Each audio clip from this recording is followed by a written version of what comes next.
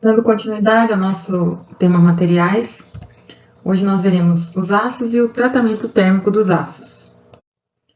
O ferro, comercialmente puro, ele vai conter sempre menos do que 0,008% de carbono. E a partir do diagrama de fases, que nós já vimos, ele é composto a temperatura ambiente praticamente pela ferrita. As ligas ferro-carbono que contêm entre 0,008 e 2,14% de carbono são classificadas como aços.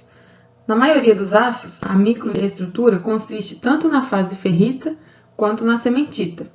Com o resfriamento à temperatura ambiente, uma liga dentro dessa faixa de composições deve passar através de pelo menos uma porção da fase austenita. Subsequentemente, são produzidas microestruturas distintas. Na prática, as concentrações de carbono raramente excedem 1% dentro de um aço. Os ferros fundidos, como nós veremos na próxima aula, são classificados como ligas que contêm entre 2,14% e 6,7% de carbono. Entretanto, os ferros fundidos comerciais contêm normalmente menos do que 4,5% de carbono. O aço carbono ele contém 0,008 a 2,11 ou 2,14% de carbono, além de certos elementos residuais resultantes do processo de fabricação.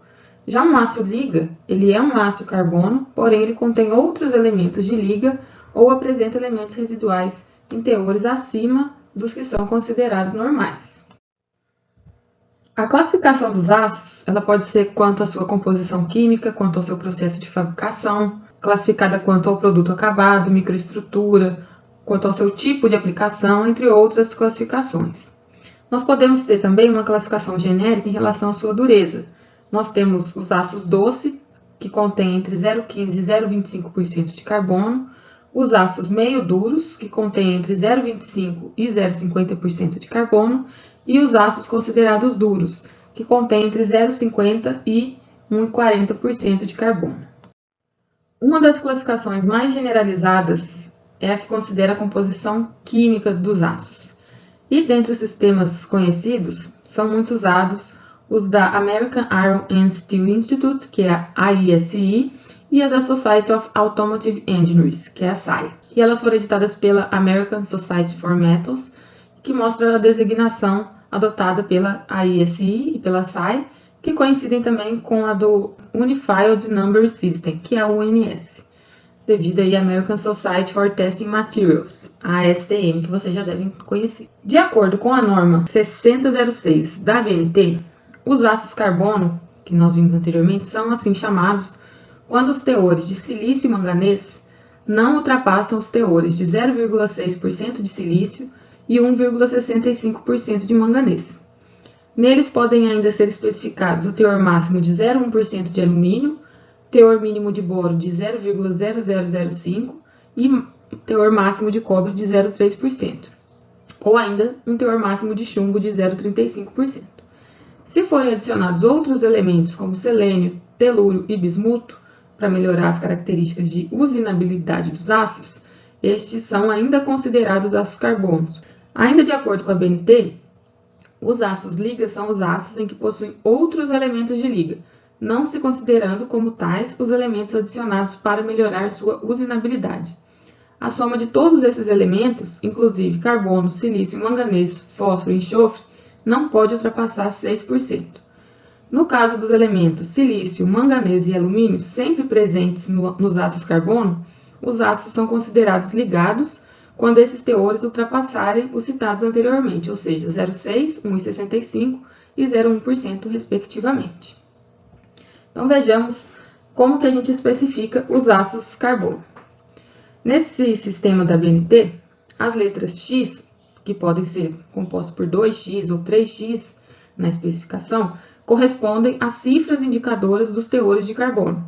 Assim, por exemplo, nas designações AISI e SAE, a classe 1023 significa um aço carbono com 0,23% de carbono em média, e na designação UNS, a classe G10230 significa o mesmo teor de carbono. Por outro lado, os dois primeiros algarismos diferenciam os vários tipos de aços entre si, pela presença ou somente de carbono, como principal elemento de liga, além, claro, das impurezas normais, né, que são o silício, manganês, fósforo e enxofre, ou de outros elementos de liga, como níquel, cromo, entre outros.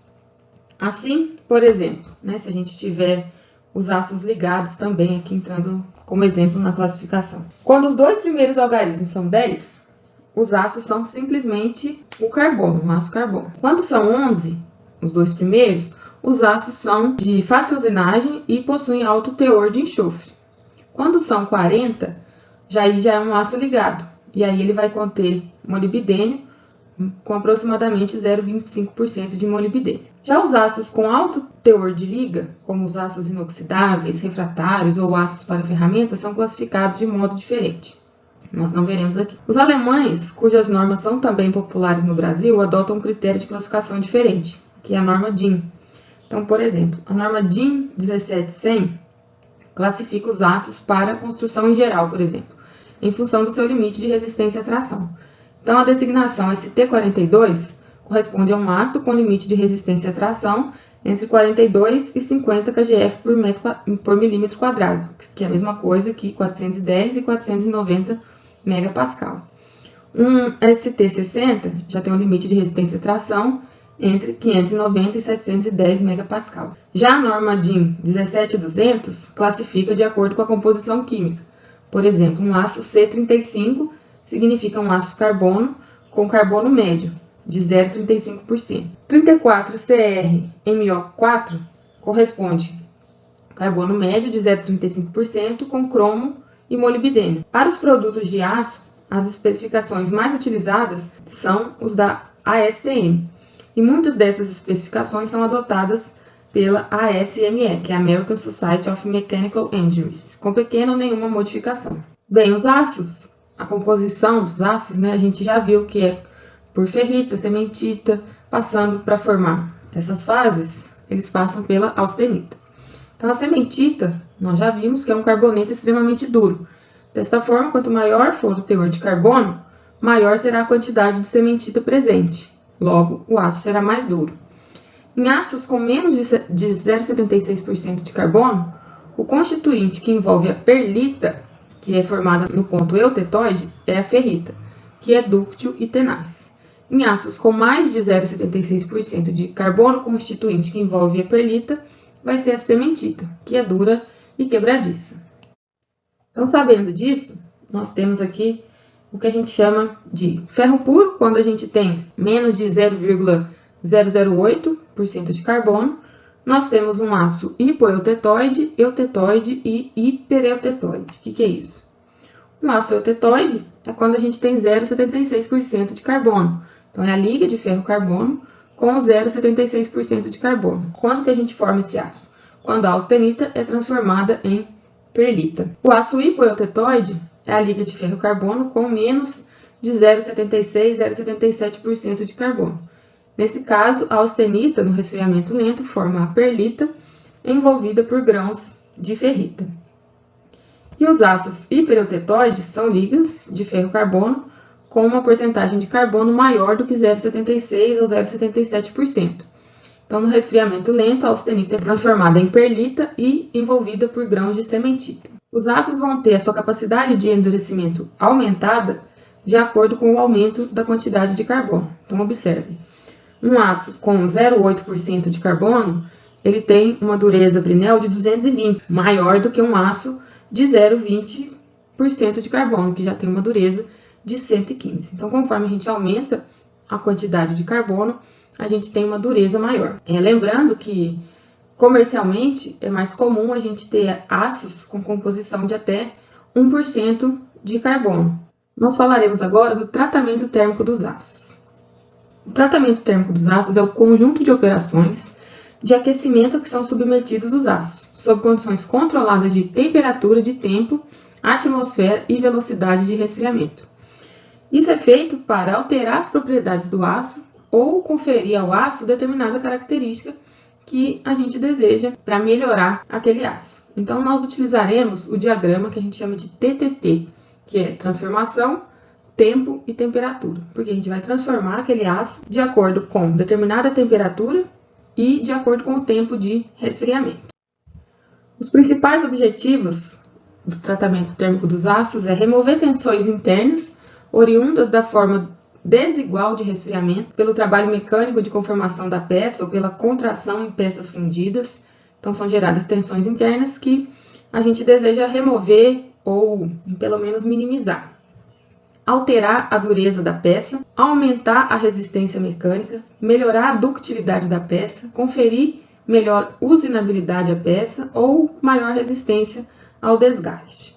A usinabilidade ela é a facilidade com que o material pode ser cortado, torneado, fresado ou furado sem prejuízo às suas propriedades mecânicas. Então, esses são alguns dos objetivos dos tratamentos térmicos. Claro que cada tratamento vai alcançar um objetivo ou outro, ou a combinação de um com o outro. A gente não consegue ter todos os objetivos alcançados com apenas um tratamento térmico. Então, esse é o diagrama transformação tempo-temperatura. Observem que nós temos algumas curvas aqui, que são as reações que ocorrem de acordo com a variação do tempo de resfriamento do aço e da temperatura com que a gente aquece, e dependendo do tempo de resfriamento, a gente vai chegar numa determinada temperatura e assim a gente vai obter uma fase microconstituinte daquele aço. Então, por exemplo, a gente tem o aço formado. Se a gente aquecer a 750 graus mais ou menos, que a gente vai chamar aqui de temperatura crítica, por quê? A partir dessa temperatura, a gente forma a austenita novamente. Esse A aqui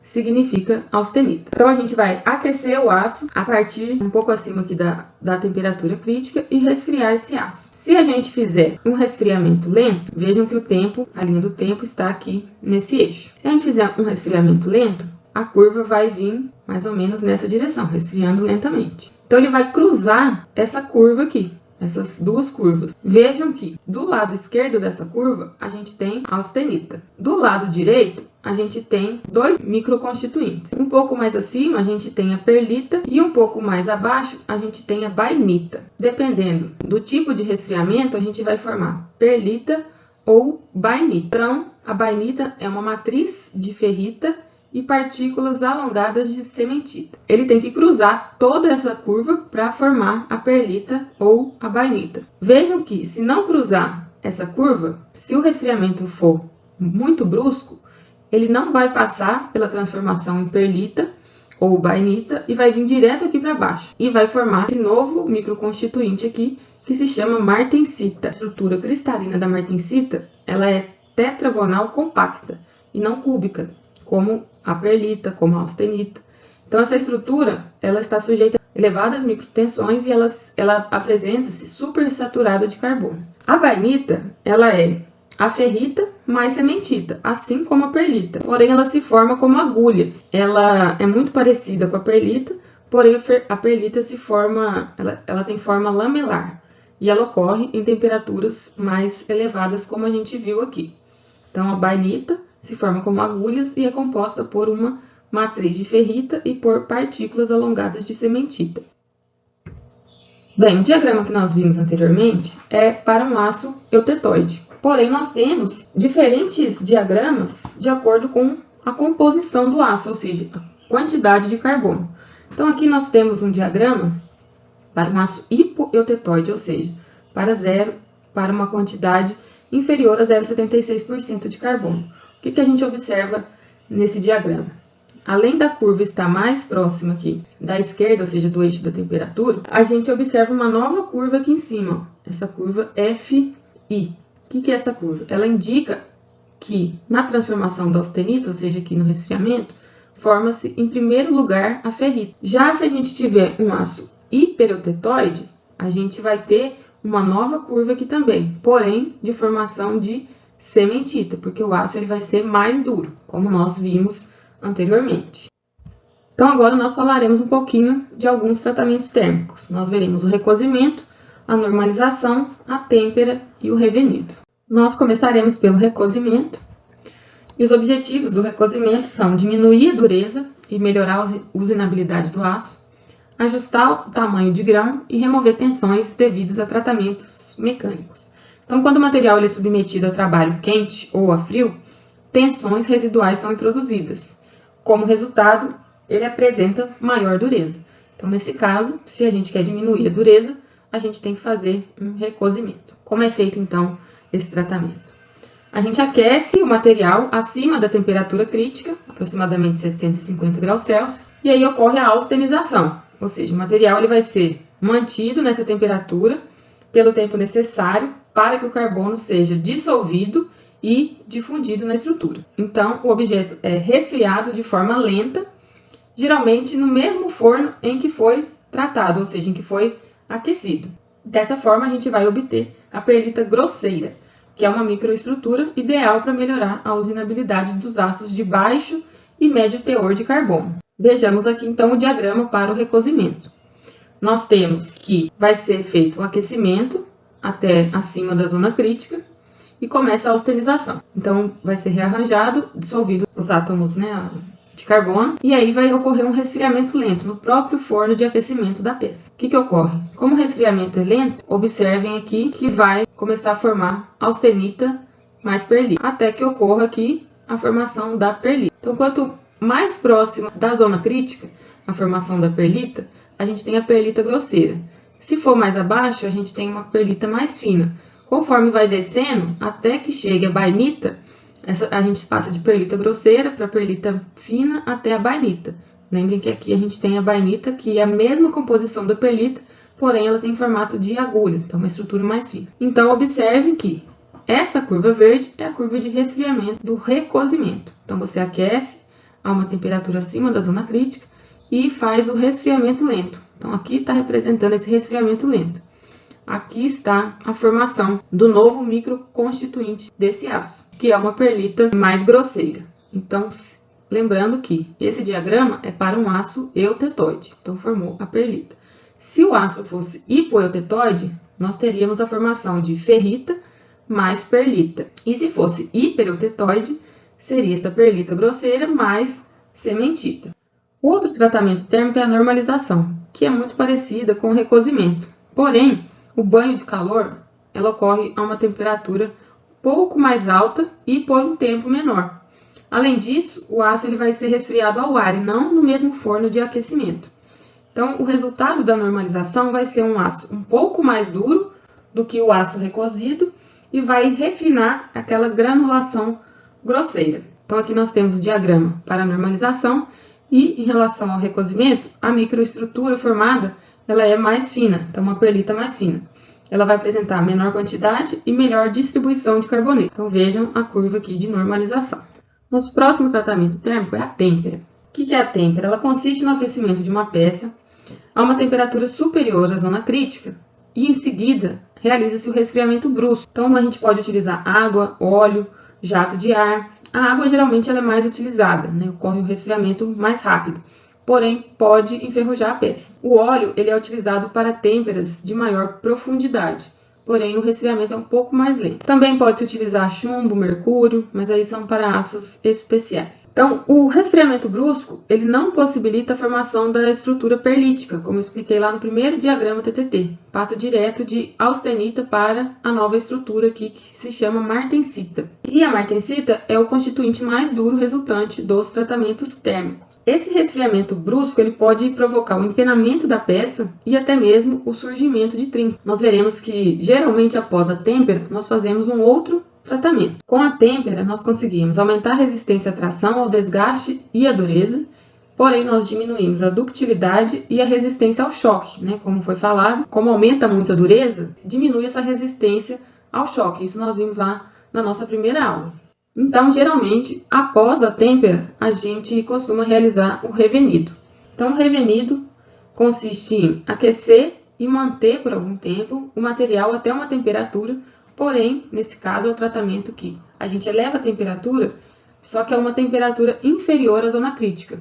E após esse aquecimento, a gente faz um resfriamento lento. Então, com isso, a gente consegue restaurar parte da ductilidade, com isso a gente também reduz um pouco a resistência obtida com a têmpera. Então, é um tratamento empregado para melhorar as características de um aço sem alterar significativamente as características obtidas pela têmpera. O aquecimento da martensita, que é o microconstituinte obtido pela têmpera, permite a reversão do reticulado instável ao reticulado estável cúbico centrado. Então, produz reajustamentos internos que aliviam as tensões obtidas na têmpera. E a temperatura do revenido, ela pode ser escolhida de acordo com a combinação de propriedades mecânicas que a gente deseja obter no aço que foi temperado. Porém, lembrando que essa temperatura deve ser inferior à zona crítica.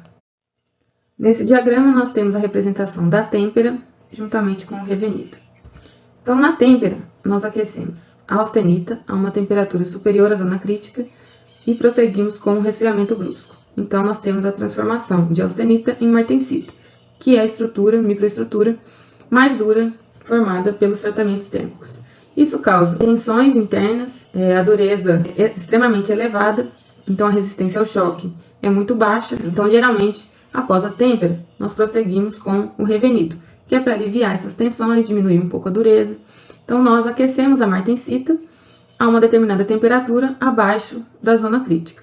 Então, com isso, nós conseguimos melhorar um pouco as características da têmpera, e essa temperatura de aquecimento vai depender das propriedades mecânicas que a gente deseja conferir após a realização da têmpera, ou seja, do aço temperado. Então, vejam aqui no gráfico ao lado, nós temos a temperatura de revenido e algumas características que a gente obtém. Então, nós temos a resistência ao choque e a dureza. Então, por exemplo, conforme a gente tem um aumento da temperatura de revenido, a dureza vai diminuir e a resistência ao choque vai aumentar. Então, nós temos que entender o que nós queremos para aquele aço específico e ajustar a temperatura de revenido de acordo com essas características que nós vamos obter. Então, se a gente elevar demais essa temperatura aqui, por exemplo, se a gente colocasse 700 graus Celsius, estaria bem próximo aqui da zona crítica. Então, nós teríamos uma resistência ao choque crescendo e uma dureza diminuindo. Então, finalizamos essa segunda parte. Bons estudos e até a próxima aula.